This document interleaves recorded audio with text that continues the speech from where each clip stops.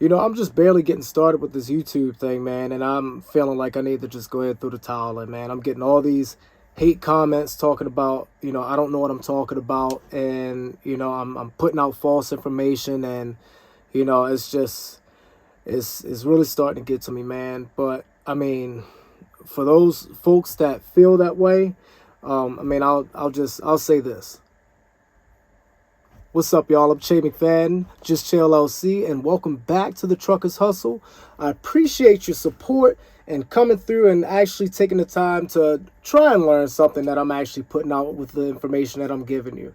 All right. Before we get started with this video, please don't forget to like and subscribe and share this video with someone that you know that might be trying to get into trucking or get out of trucking, whatever their situation is, and let's get them on the right path. All right. So check it out. This video is coming because I actually had a young lady comment on one of my pages essentially asking about, my background and what my experience with truck driving so far, right? And plenty of my videos, I've pretty much exposed that I have 10 years experience as a driver, more than 20 in the industry, having done it with my father for some time, and 8 years as an owner operator, okay? So this video, I'm going to kind of break down the steps that I took as far as purchasing my trucks and contracting with the companies that I contracted with. All right, so here we go. 2016, I bought my first truck, a 2009 International Pro Star. Cummins 10-speed, great. It's exactly what I was looking for. But my mistake was I spent too much money for this truck. The rest of that information you can find in this video right here, right?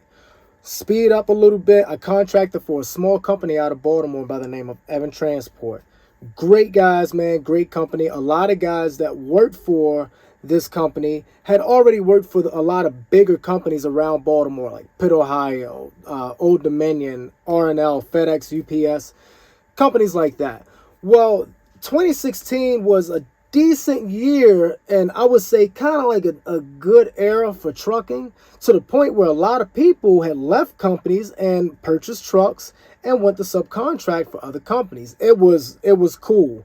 And, that's what I did. I left the company that I was working with before, bought a truck, and, I got hooked up with a couple of buddies that my dad had, and they recommended me to go over to Evan, and we all ran together for a while. Evan didn't last long because I didn't plan on staying in Baltimore. My truck wasn't really running as good at the time, it wasn't running up to par, and I had just got the truck. But I'm spending somewhere between about $3,000 to $3,500 a week in fuel, when it should have been in a ballpark of about $1,500 to $1,800, especially given how close I was to the house, okay? But I will say, at the time, Evan was contracting with a lot of shippers that pushed a lot of heavy freight, a lot of water companies. You had Domino Sugar out of there, and, but good contracts, good paying contracts. It was awesome, right? But for the purposes of running my business, it was not feasible at the time, so I really had to use that as a contributing factor as to why I had to leave, right? So I stopped contracting with them for a little bit, and I had dropped an application to Landstar, right? The reason I applied to Landstar, of course, you see these trucks everywhere. You find out they're an all owner-operator company, and they do this program that they call BCOs, or business capacity owners. So when they contracted me, that's what I was contracted as, a business capacity owner, which meant if I went out and decided to buy 2-3 more trucks, I could bring them under my LLC and have them run under my LLC under Landstar. It can be kind of complicated, kind of convoluted, but it was a cool system. And a lot of the big four, as I talk about, they kind of operate like that, right? With Landstar, it was cool. I was able to make my money. Of course, we only made 68% of the freight, which, whatever, you got to give up some kind of percentage, right? Landstar, for the first time when I had my Pro Star, I had my own plates. I did my own international registration program. So I spent that money before I got over there. It was a little bit cheaper, and I had a little bit more control over certain things like IFTA, and really monitoring that and keeping an eye on that stuff, right? So my ProStar got to the point where I could not effectively run that truck to the point where I could make my business work anymore. So I had to get rid of it and purchase a new truck. All right. So I got rid of that truck, and this was in 2017. In May of 2017, I went out and I purchased a brand new 2017 Landstar, right? Got this truck, 314 miles on it, and man, it was cool, right? Hot and happening. Well, this time around, when I got this truck, I said, hey, you know what? I'm going to let Landstar take care of everything. International registration program, or the international registration plan, I'm sorry. IFTA, everything, all that stuff. Hey, you know what? You got it. I'm here. I've ran with y'all. I know how you operate. I'm very comfortable with you. We're good. Okay. That summer, actually the following month, we had already moved down to Virginia. We lived in Chesapeake at the time. So, running and contracting with them, I picked up a load out of Virginia Beach or Norfolk, and it was modular containers, okay, for the Navy. Super light load compared to a lot of the loads that I was hauling with them before. 19,000 pounds wasn't that bad. This truck could handle it and more. I'm spending about $1,800 in fuel. From Virginia to California, this load paid $6,700. And of that, you take the math, 68% of that, off the top of my head, somewhere between $4,000 and $4,500. I might be off, but that was the ballpark I should have been at for that load. After I got done putting fuel in the truck, I delivered the load in California. I saw about $250 come back off of that load. So I'm like, well, what happened? Like, what happened between Virginia and here? Where did all of that money go? So I called Landstar because I was like, well, I mean, somebody made a mistake or something. And what they told me was, well, you were fueling up in states that had cheaper fuel, which, yes, I'm looking for the cheaper fuel. That's what I was doing. I got the cheaper fuel. I was good. Well, the mistake I made was where the fuel was cheaper, the IFTA taxes were higher. Okay? So all of that money they let build up, and they took it all at one time. And that it killed me. Okay? It killed me. Where your IFTA tax is going to be low, your fuel price is going to be high. Where your fuel price is low, your IFTA tax is going to be high. So there's a balance in there, okay? Where the fuel is at a decent but not too expensive range, the IFTA taxes are going to be about the same. I'll have to break down how IFTA is calculated to y'all in another video. It's an entire process, right? It should be simple. It is if you're good with numbers and math, but that'll be for another video.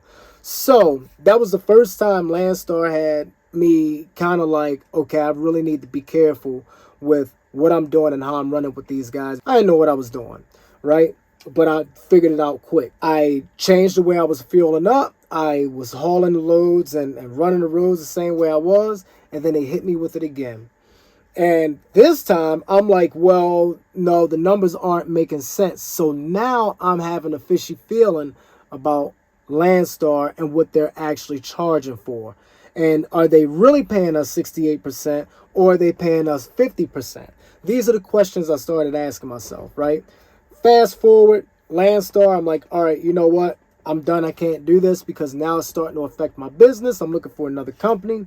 And I looked at Mercer Transportation. From 2017, November, all the way up until, 2023 of July, we contracted with Mercer Transportation, all right? It was fantastic, okay? Basically 75% of the load.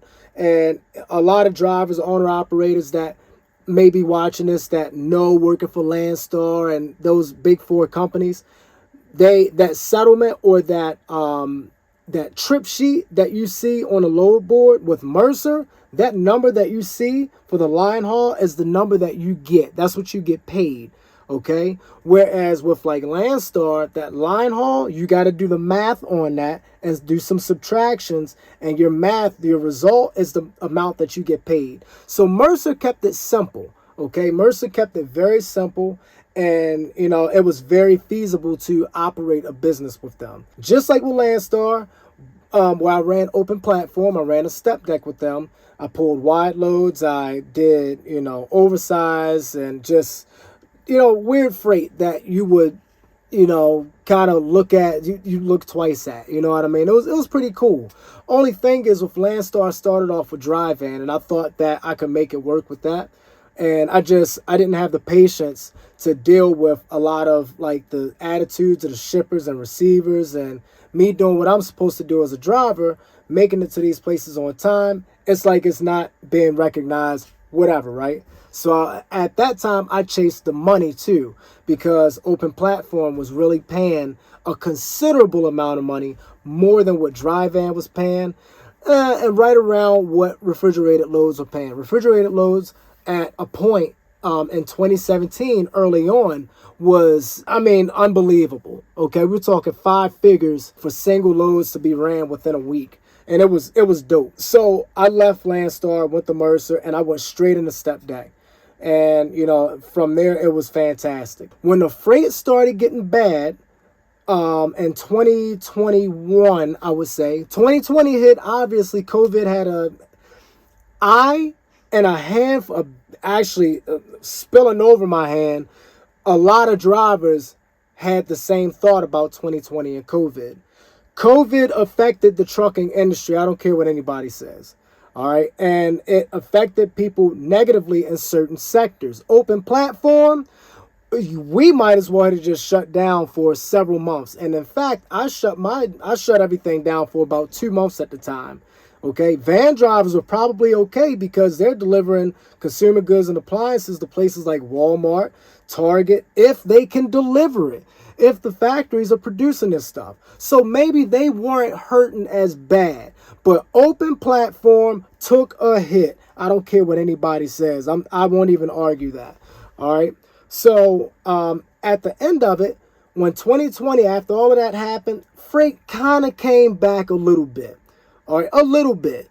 And then in 2021, it fell right back off again. In 22, it stayed kind of rocky, but it was still pretty bad. 23, it was terrible. All right, it was just absolutely terrible. So my wife and I had to make a decision. What are we going to do? Because we can't keep on doing this. Mind you, truck is paid off by this point. 22, truck's paid off, and we're starting to look at paying taxes and setting up a plan to really start knocking those things out. Okay. So I had a shift in my career, and I was like, I need to do something different. So my wife and I, we actually met in the military. Okay. I've been in for 14 years. She's been in for 15 years. And we both were like, hey, you know what? We're making so much money as owner operators. We might as well just say, forget the military and focus on this. And that's really, I came about that close to doing that. But I said, I can't get out yet. There's got to be one more thing that I can do that will really kind of set things off for me. So I dropped a packet to become an Army aviator. So as of today, really as of earlier this year, I became a Black Hawk pilot in the Army. So on the side, that's what I do because it's for the National Guard. It's not active duty. Okay. And that's an entirely different story. All right. But I left for flight school in the beginning of 23 last year. All right. And just before I did that, my wife and I picked up a sensitive contract pulling government freight for a while. And it was fantastic. It was awesome. Right. But the freight was far and few between. That's where the other contractors come in. Of the big four, Mercer Transportation, Landstar, Admiral Merchants, and Bennett Transportation. That's where the Bennett Transportation and Admiral Merchants come in. Everybody's competing and bidding for this freight. Okay, sometimes Mercer's going to get a good number of it. Sometimes Admiral Merchants is going to get a good number of it. And sometimes Bennett. You know how that goes. Okay, so we kind of fell into a point where Mercer was there, but they were kind of falling off and kind of coming down a little bit where they weren't getting as much government freight. Okay, so that really was the motivating factor for me to go ahead and say, hey, you know what? I got my packet for flight school accepted. I'm good to go. It's time for me to go ahead and leave. The one regret that I have is my wife running the road by herself for about 7 months. Okay. I'm in flight school. She's out here on the road running the truck by herself. She's only 5'4", man. And by this time, we're throwing tarps. We're throwing chains and straps and stuff. Well, we're already throwing chains and straps. But the tarps. One of those tarps, man, weighed about 3/4 of her body weight. So, I'm like, she's dealing with having to do that by herself and dealing with the crazy drivers out here on the road now. It's not just people in their cars anymore. It's truck drivers that are driving crazy now. So it's like, dude, what do we do? And I don't want to have her keep doing it, man. So I need to have her park the truck, chill for a while, and we will figure out the rest, and it'll be okay, right? But we're good. We've got a home. We've got, vehicles and everything like that. Like, we are comfortable. We're comfortable. I don't do the whole flexing thing, and people asking me, oh, well, what you got to show for it and all of that. I don't believe in flexing or showing people what I have, especially what I worked for and all of that. I let my truck do all the talking with that, but I don't believe in flexing, because when it comes to showing people what you may or may not have, it puts a certain thought or expectation in their mind, especially when it comes to the trucking industry. Okay, oh, well, he's got this, that, blah, blah, blah. He's got this truck, and he's clearly making the money. And that's why people feel like some people put false information out there. That's not the case, man. That's not the case at all. All right. I was waiting to put this story out there, waiting to kind of tell this story, because a lot of people don't tend to care about the driver's personal story or their background if it's not directly related to what they are doing as far as like trucking or the industry or their work goes. Okay. But my plan was always to keep my truck and run it when I need to run it. Fly when I can, because that's a weird situation being in the guard too. Fly when you can, get the hours whenever you can, and drive and run your business, make your money. Okay? So, y'all, that's in a nutshell, that's it. Right now, at this current moment, I am not under contract under anybody, and my truck is actually sitting right now. I'm in a different truck right now. Okay, I'm sure you probably tell anybody with an international Landstar or ProStar can look at these cabinets and say, and this bunk behind me, and say, that ain't no international, that ain't no, right, because it's not. It's a Cascade, it's a Freightliner Cascadia. Okay, this situation that I'm in right now is what works for tax purposes, for the purposes of the freight industry being bad right now. And it serves as something that is temporary. This is not forever. And nothing should be forever. Honestly, nothing should be forever at all. But these are the facts, and this is what I know. Okay, so Mercer Transportation, Landstar, those companies, man, those are the two that I actually contracted for. When I've said in a couple of my prior videos, I made a considerable amount of money with one of those companies. That company was Mercer Transportation. Great people over there, man. Awesome people. In fact, they helped Landstar get started back in the mid to late 80s. Mercer's been around since the mid 70s. They've got 10 years on Landstar. All right. And there's another company by the name of Ligon back in the day. When they went out of business, Landstar essentially adopted or became them. What I can tell you 100% for sure, Landstar's roots are tied in with Mercer Transportation. I'll let you know that right now. There's no hate for one company over the other, but those are facts, okay? When it comes to the other two, Bennett Transportation and Admiral Merchants is a primarily ran company as far as open platform goes, okay? They are, I would say, for the big dogs. You gotta have your own truck, you gotta have your own trailer, you gotta have all of that. Whereas Mercer, they're like, hey, you can lease this trailer from you gotta go and get your own truck, but you can lease this trailer, lease to own, trailer's yours. All right.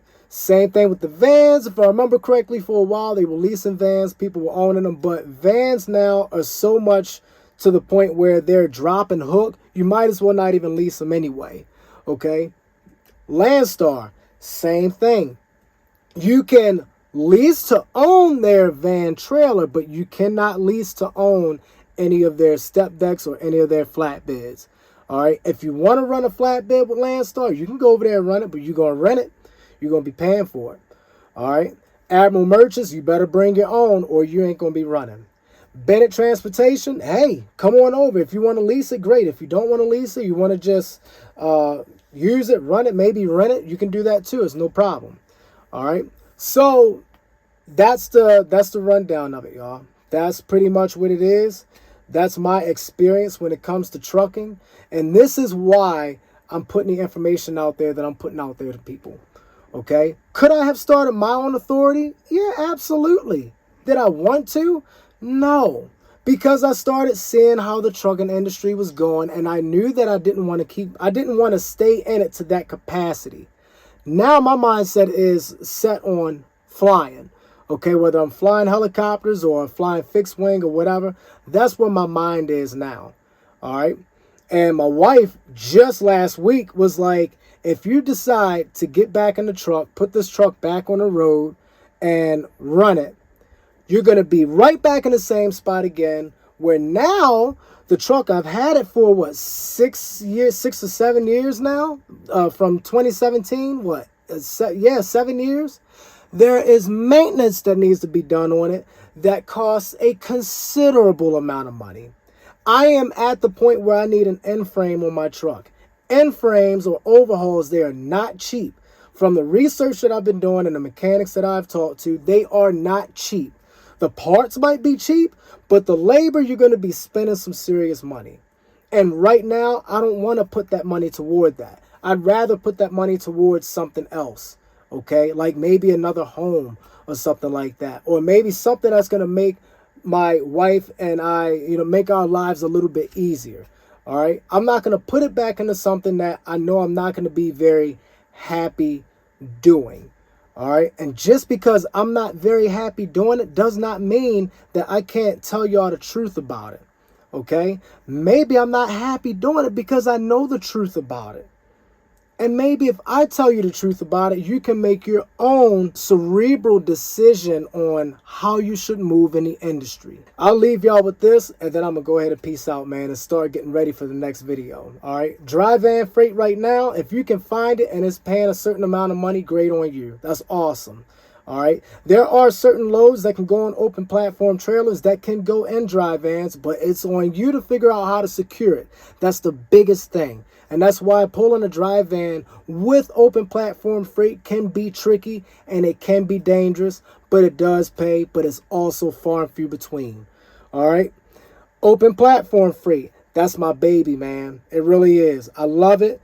Throwing straps and chains and stuff like that is great. I'm getting to a point now where I cannot do that because if I hurt myself, then I can't fly. I get this thing called a down slip and my flight physical is bad and I'm not flying for a while.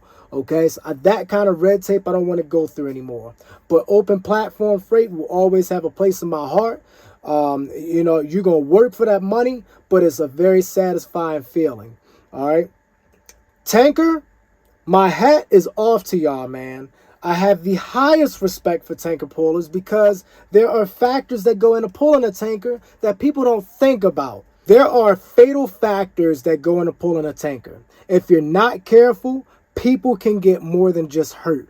Okay, YouTube got to be all careful with the kind of words we're choosing to select now. So, tankers, I salute y'all, man. I really do.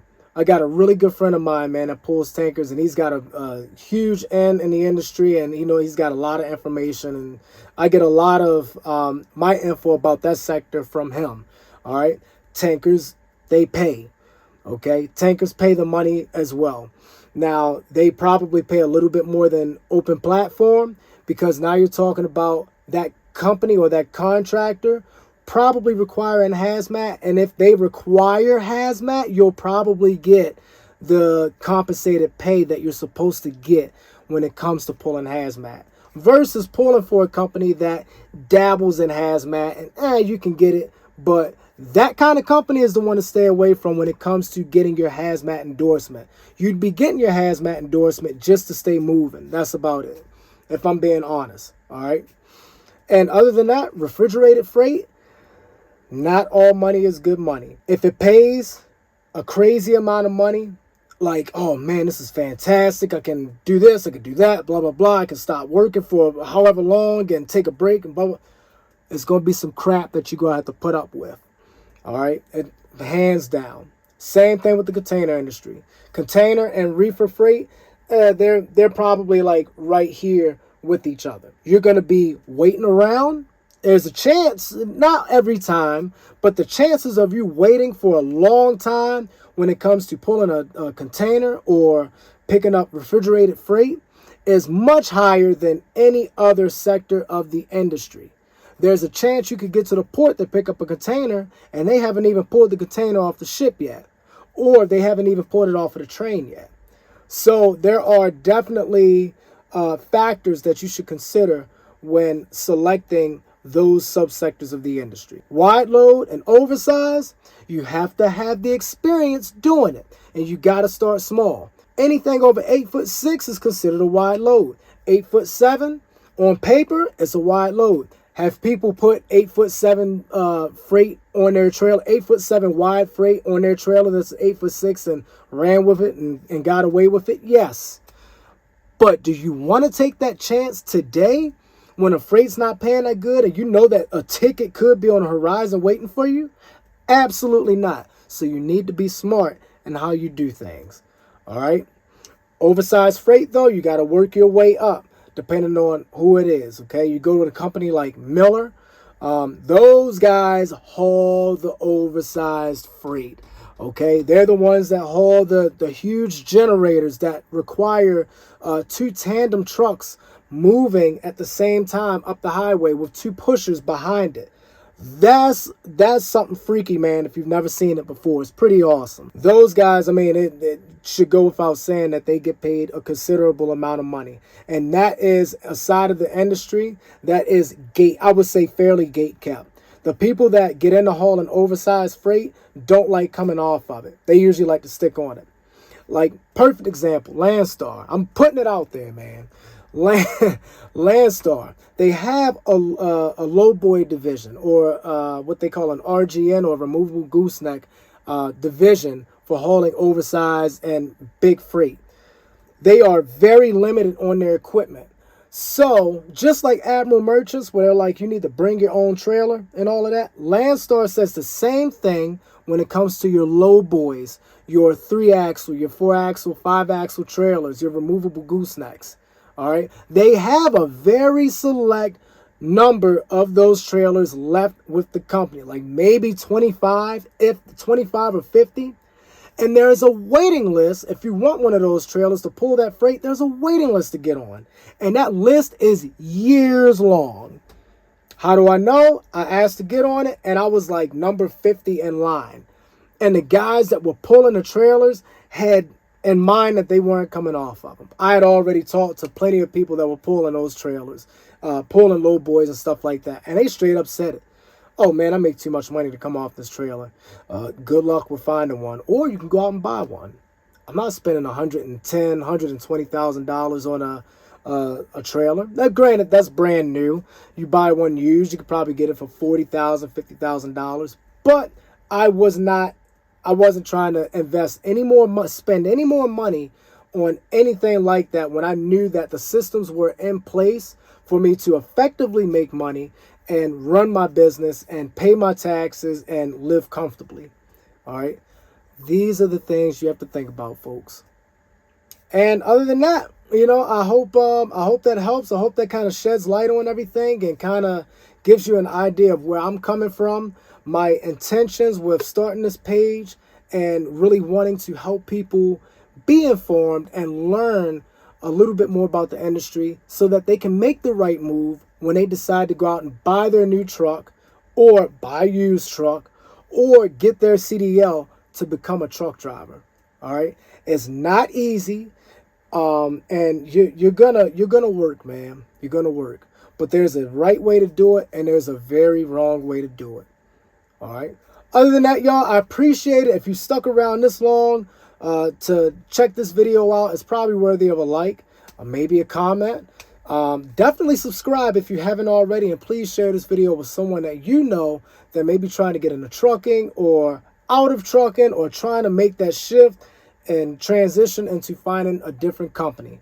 Okay, there's a lot more. This is a long video, but there's a lot more that I can tell you and go into as far as contracting for those companies, but I saved that kind of thing for my Zoom meeting, okay, my Zoom call. And that, you can find the link to that right here.